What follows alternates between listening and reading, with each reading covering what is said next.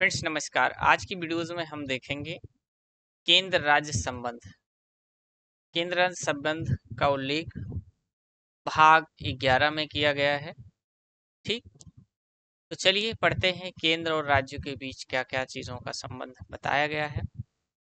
भाग 11 में इसका उल्लेख है, याद रखिएगा। अनुच्छेद 245 से 293 तक केंद्र राज्य संबंध के विषय में बताया गया है।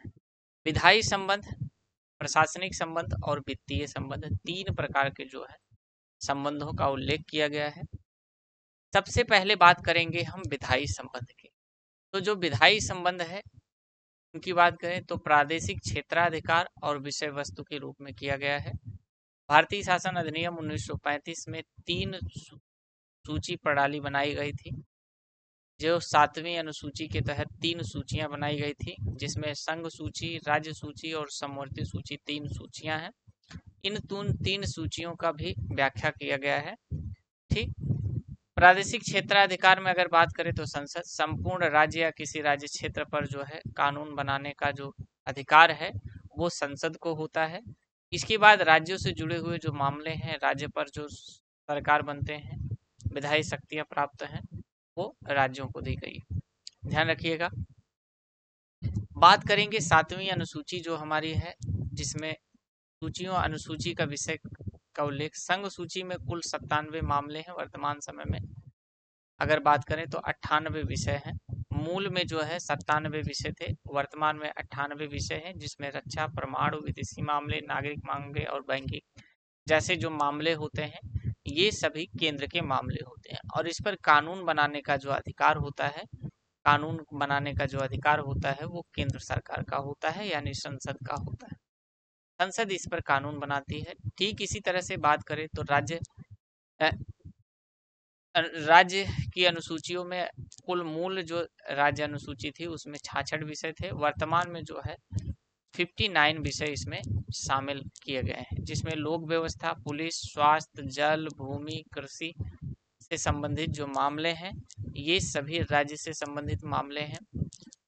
ये जो राज्य से संबंधित मामले हैं ये बहुत पूछे जाते हैं एग्जाम्स में, और इन्हें आप ध्यान रखिएगा। लोक व्यवस्था, पुलिस, स्वास्थ्य, जल, भूमि, कृषि। तो जल, भूमि, कृषि तो राज्य से आदमी जानता है, लेकिन लोक व्यवस्था का मामला और पुलिस स्वास्थ्य का मामला सोचता है कि केंद्र का मामला है, जबकि ये राज्यों से जुड़ा हुआ मामला है। और इस पर जो भी कानून, नियम, अधिकार हैं वो सभी राज्यों के पास सुरक्षित है। यानी लोक व्यवस्था से जुड़े हुए जो भी कानून होंगे उसमें संशोधन होगा, व्यवस्थाएं होंगी, वो सब पर जो है राज्य विधानमंडल उस पर कानून बनाएगा। इसी तरह से आते हैं हमारे कुछ विषय समवर्ती सूची के अंतर्गत आते हैं। मूल समवर्ती सूची में जो है 47 विषय थे। वर्तमान में बात करें तो इनको जो है 52 विषय इसमें सम्मिलित है। ये 52 विषय जो सम्मिलित किए गए हैं इन पर दोनों का अधिकार होता है। राज्य और केंद्र दोनों मिलकर इस पर कानून बनाते हैं। जैसे आपराधिक मामले से जुड़े हुए कोई कानून बनाने हुए तो राज्य और केंद्र सरकार दोनों मिलकर इस पर कानून बनाते हैं। इसी तरह से विवाह कानून जो है ये भी समवर्ती सूची का विषय है, ध्यान रखिएगा। कुछ परिस्थितियों में ऐसा देखा जाता है कि संसद राज्य सूची के विषयों पर भी कानून लागू कर सकता है। जो अनुच्छेद 244 कहता है कि कुछ विशेष परिस्थितियों में ऐसा होगा जिस पे राज्य सूची के विषय पर भी केंद्र कानून बना सकता है। और वो विषय क्या होता है, जैसे कोई विषय राष्ट्रहित से संबंधित यदि विषय है तो उस पर जो है की संसद जो है कानून बना सकती है, लेकिन शर्त यह है कि राज्यसभा में 2/3 बहुमत से वो बिल पास होना चाहिए। इसके बाद राज्यों के बीच असहमति यदि कोई होती है तो उस पर कानून भी केंद्र सरकार बनाती है। अंतरराष्ट्रीय संधि व समझौते से जुड़े हुए जो मामले होते हैं उस पर संसद कानून बनाती है। राष्ट्रीय आपात के दौरान और राष्ट्रपति शासन के दौरान पूरी जो व्यवस्था होती है वो संसद गौर करती है। ठीक, तो ये दोनों चीजें याद रखिएगा।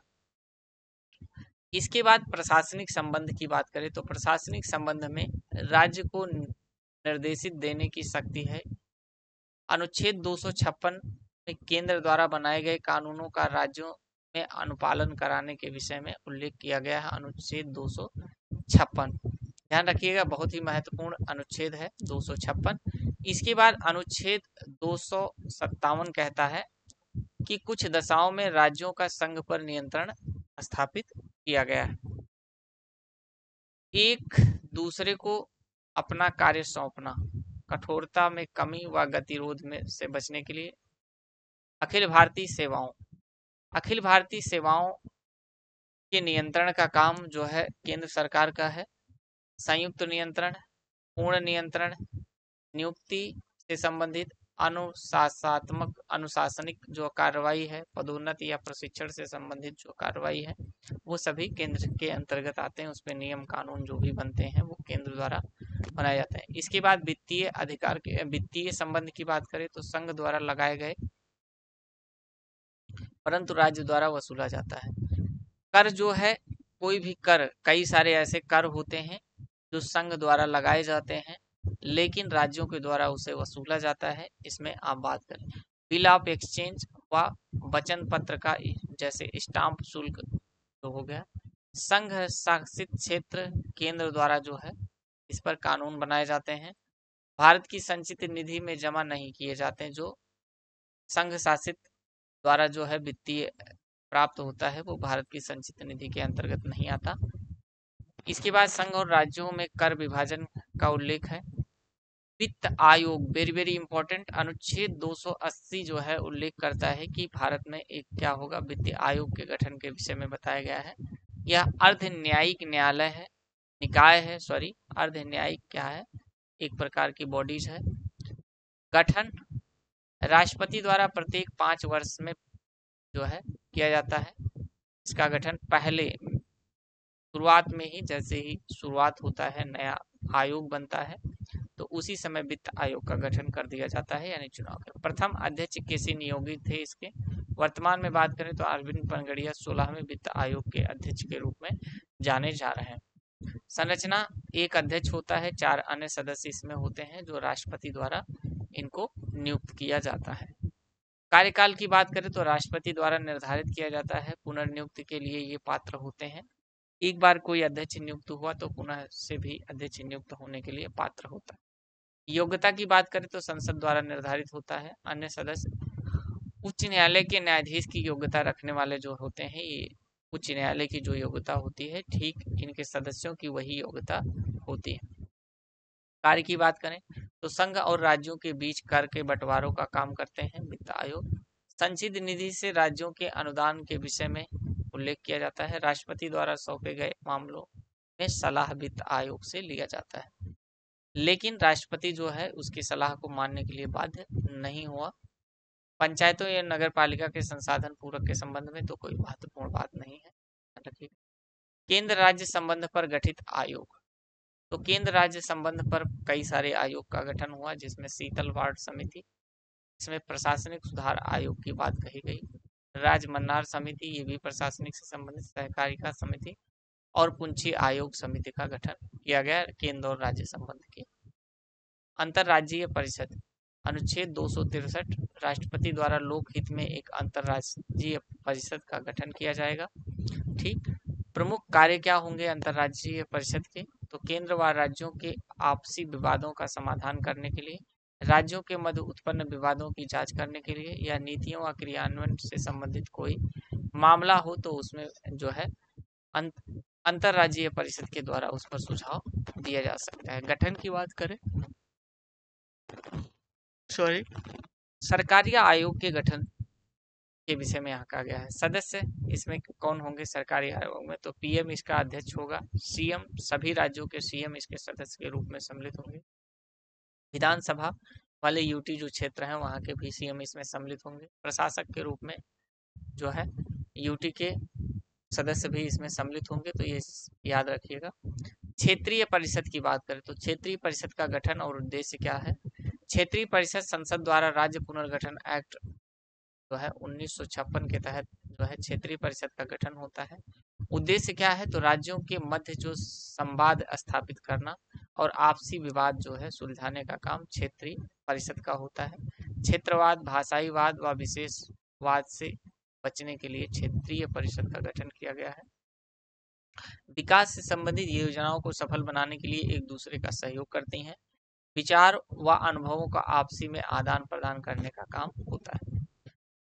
ठीक, केंद्र और राज्यों के बीच सदस्य की बात करें तो केंद्र सरकार का गृह मंत्री इसका अध्यक्ष होता है। क्षेत्र में के सभी सीएम प्रत्येक राज्य के 2 अन्य मंत्री प्रशासक के रूप में कार्य करते। ठीक है,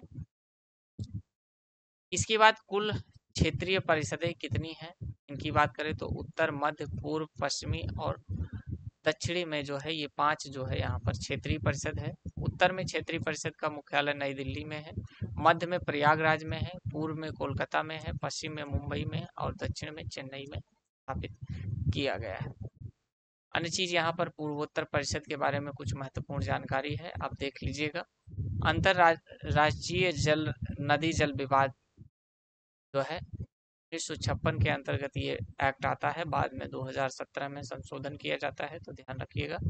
ठीक, अब तक गठित अंतर्राज्यीय जल विवाद न्यायाधिकरण जो है महानदी जल विवाद, कावेरी जल विवाद, रावी जल विवाद, नर्मदा जल विवाद, गोदावरी, कृष्णा आदि जो है जल विवाद से संबंधित अंतर्राष्ट्रीय जल विवाद न्यायाधिकरण का गठन किया गया है, तो ध्यान रखिएगा। इसके बाद नेक्स्ट टॉपिक हमारा आएगा, उसमें हम पढ़ेंगे आपदा प्रबंधन, जिसमें हम भाग 18 के विषय में पढ़ेंगे। फ्रेंड्स, अभी हम चर्चा कर रहे थे केंद्र राज्य संबंध के विषय में। आई होप कि आपने अच्छे से देखा होगा। 1 से 2 बार जब आप वीडियोस देखेंगे तो आपको बहुत सारी चीजें समझ में आ जाएंगी। पॉइंट्स के रूप में ये सारे उल्लेख किए गए हैं। ठीक, मिलेंगे फिर नेक्स्ट वीडियोस में आपात उपबंध के साथ। Thank you.